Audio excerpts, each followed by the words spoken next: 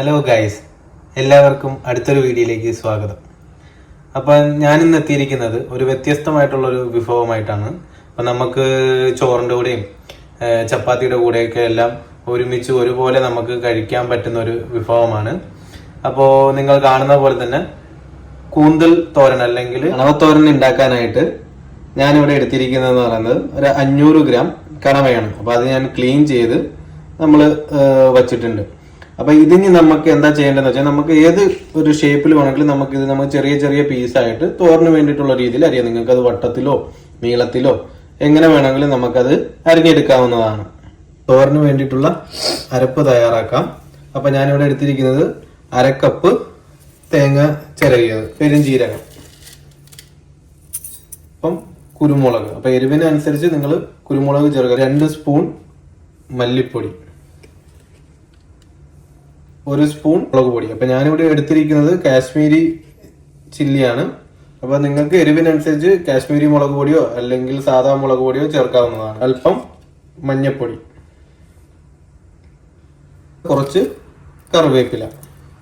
ഇനി നമുക്കിതെല്ലാം കൂടെ ഇട്ട് നമുക്കൊന്ന് അരച്ചെടുക്കാം. അപ്പൊ അരയ്ക്കുന്ന സമയത്ത് നമ്മൾ ഒത്തിരി പേസ്റ്റ് രൂപത്തിൽ അരച്ചെടുക്കേണ്ട ആവശ്യമില്ല, ജസ്റ്റ് ഒന്ന് ചതച്ചെടുത്താൽ മതി. തോരൻ തയ്യാറാക്കാൻ വേണ്ടിയിട്ട് ഞാനിവിടെ ഒരു മൺചട്ടിയാണ് എടുത്തിരിക്കുന്നത്. അപ്പൊ മൺചട്ടി ഒന്ന് ചൂടായി വരുന്ന സമയത്ത് നമുക്ക് ആവശ്യത്തിന് വെളിച്ചെണ്ണ ചേർത്ത് കൊടുക്കാവുന്നതാണ്. ചൂടായി വരുന്നവരെ ഒന്ന് വെയിറ്റ് ചെയ്യുക. കടുക് ചേർത്ത് കൊടുക്കുക, 2 വറ്റൽ മുളക്, 10 അല്ലി വെളുത്തുള്ളി, ഇഞ്ചി, ഒരു കഷ്ണം ഇഞ്ചി നമ്മൾ ചെറുതായിട്ട് അരിഞ്ഞത് ഇളക്കാം. അപ്പൊ തീ നമ്മളെപ്പോഴും ലോ ഫ്ലെയിമിൽ വെക്കുക, ഇല്ലെങ്കിൽ കരിഞ്ഞു പോകും. പച്ചമണം ഒന്ന് മാറി വരുമ്പോഴേക്കും 2 വലിയ സവാള അരിഞ്ഞു വെച്ചേക്കുന്നത്. അപ്പൊ ഇതിന്റെ കൂടെ നമുക്ക് ചെറിയ ഉള്ളി ഇടുമ്പോഴാണ് കുറച്ചുകൂടി ടേസ്റ്റ് വരും. ഇതിന്റെ കൂടെ ചേർത്ത് ഒന്ന് മിക്സ് ചെയ്ത് കൊടുക്കുക. ഈ ചെറുതായിട്ടൊന്ന് വാടി വരുന്ന സമയത്ത് പച്ചമുളക് നടുവേ കീറിയതും പിന്നെ ആവശ്യത്തിനുള്ള കറിവേപ്പില. ഇനി ഇതൊന്ന് നന്നായിട്ടൊന്ന് വാടി വേണം. ഒന്ന് ചെറിയൊരു ഗോൾഡൻ കളറായിട്ട് വന്നാൽ മതി. അപ്പം ഞാനിത് ഇടയ്ക്കിടയ്ക്ക് ഒന്ന് തുറന്ന് നമ്മളൊന്ന് ലോ ഫ്ലെയിമിൽ വെച്ച് നമ്മളൊന്ന് ഇളക്കി കൊടുത്തിട്ടുണ്ട്. ഇതിൽ കുറച്ച് മസാലപ്പൊടികളും ഉപ്പും കാര്യങ്ങളൊക്കെ ചേർക്കണം. അപ്പോൾ തോരന് ആവശ്യമായിട്ടുള്ള ഉപ്പ് ചേർത്ത് കൊടുക്കുക. മഞ്ഞൾപ്പൊടി, സ്പൂൺ മുളക് പൊടി, 1 സ്പൂൺ ചില്ലിപ്പൊടി ചേർത്ത് കൊടുക്കുക. നന്നായിട്ടൊന്ന് ഇളക്കി ഒരു മസാലയുടെ പച്ചമണമൊക്കെ ഒന്ന് മാറുന്നത് വരെ ഒന്ന് ഇളക്കി കൊടുക്കുക. മസാലപ്പൊടിയുടെയൊക്കെ ഒരു പച്ചമണവും കാര്യങ്ങളെല്ലാം മാറിയിട്ടുണ്ട്.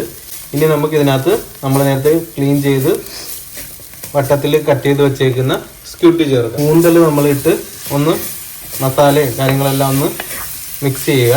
എന്നിട്ട് ഇത് എന്ത് ചെയ്യുക, നമ്മൾ അടച്ചു വെക്കുക. കാരണം ഇതിനകത്ത് ഇനി നമ്മൾ വെള്ളം ചേർക്കേണ്ട ആവശ്യമില്ല. ഈ കൂന്തലിൽ നിന്ന് തന്നെ നമുക്ക് ആവശ്യത്തിന് വേണ്ടിയിട്ടുള്ള വെള്ളം ഇതിൽ ഇറങ്ങുന്നതായി. നിങ്ങൾക്ക് ഡയറക്റ്റ് നിങ്ങൾക്ക് ഇതുപോലെ വേവിക്കാൻ താല്പര്യമില്ലാത്തവരാണെങ്കിൽ കുക്കറിൽ നേരത്തെ കൂട്ടി ഒരു 1-2 വിസിൽ വെച്ച് ഒന്ന് കുക്കറിൽ എന്ത് ചെയ്യുക, വേവിച്ചെടുക്കുക. കാരണം കുറച്ച് പേർക്ക് എന്താക്കില്ല, വയറിന് പിടിക്കില്ല. അപ്പോൾ അതുകൊണ്ട് നല്ല രീതിയിലൊന്ന് വേവിച്ചെടുക്കുക.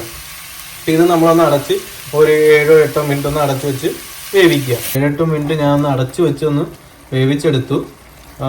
ഇനി എന്ത് ചെയ്യുക, ഒന്ന് തുറന്ന് വെച്ച് ഇതിനകത്തുള്ള ഒരു വെള്ളം ഒന്ന് വറ്റിക്കണം. വറ്റിച്ചതിന് ശേഷം നമുക്ക് എന്ത് ചെയ്യാം, അരപ്പ്. അപ്പം വെള്ളവും കാര്യങ്ങളെല്ലാം ഒന്ന് വറ്റി ഈ ഒരു രീതിയിൽ വരുമ്പോൾ ഇനി നമുക്ക് അരപ്പ് ചേർത്ത് കൊടുക്കാവുന്നതാണ്. അപ്പം നല്ലൊരു മണവും നല്ലൊരു കളറും കാര്യങ്ങളൊക്കെ വന്നിട്ടുണ്ട്. ഇനി നമുക്ക് നേരത്തെ അരച്ച് വെച്ച അരപ്പ് ചേർത്ത് കൊടുക്കാം. ഈ അരപ്പ് നമ്മളൊന്ന് നല്ല രീതിയിലൊന്ന് മിക്സ് ചെയ്ത് ഈ തേങ്ങയുടെയും കൂടെ ഒന്ന് പച്ച ഒരു മണവും കാര്യങ്ങളൊന്നും മാറിക്കഴിയുമ്പം നമ്മളുടെ കൂന്തൽ തോരൻ റെഡിയാവുന്നതാണ്. അപ്പോൾ നമ്മൾ തേങ്ങയും കാര്യങ്ങളെല്ലാം ചേർത്ത് നമുക്ക് ആ ഒരു പച്ചമണം കാര്യങ്ങളെല്ലാം മാറി വന്നിട്ടുണ്ട്. അപ്പോൾ നമ്മുടെ കണവ തോരൻ റെഡിയായിരിക്കുകയാണ്. അപ്പോൾ നിങ്ങളും ഇതുപോലെ തയ്യാറാക്കി നോക്കുക കണവ തോരൻ. നിങ്ങളുടെ അഭിപ്രായം കാര്യങ്ങളെല്ലാം കമൻറ്റ് ബോക്സിൽ ഒന്ന് അറിയിക്കുക. ചാനൽ സബ്സ്ക്രൈബ് ചെയ്യുക, ബെൽ ബട്ടൺ പ്രസ് ചെയ്യുക. ഇതുപോലുള്ള വ്യത്യസ്തമായിട്ടുള്ള വീഡിയോകൾ നിങ്ങൾക്ക് നോട്ടിഫിക്കേഷനായിട്ട് കിട്ടാൻ വേണ്ടിയിട്ട്. നിങ്ങളുടെ ലൈക്സാണ് എൻ്റെ വീണ്ടും വീണ്ടും വീഡിയോസ് ഇടാൻ വേണ്ടിയിട്ടുള്ള ഒരു ഇൻസ്പിറേഷൻ. അപ്പോൾ ഇനി അടുത്ത വീഡിയോ കാണുന്നത് വരെ നമുക്ക് ഗുഡ് ബൈ.